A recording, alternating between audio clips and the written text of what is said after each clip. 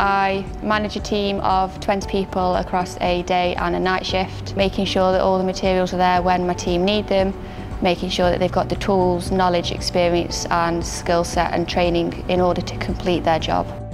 I think I like most about working at JCB is the fact that every day's kind of different. The atmosphere is good as well. You know, most people see JCB as like a dark factory that you come and work in, and it's the complete opposite. It's completely different to anything I've ever been in before. It's a good atmosphere and there's always plenty of people to talk to. My job's quite new. I was on assembly and I asked for something else just to learn a new skill. My job is inspection on the track.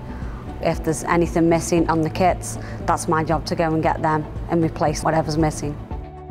I think that everyone's very accepting. I thought it would be a bit more judgmental. However, everyone helps you and everyone makes sure that you feel welcome.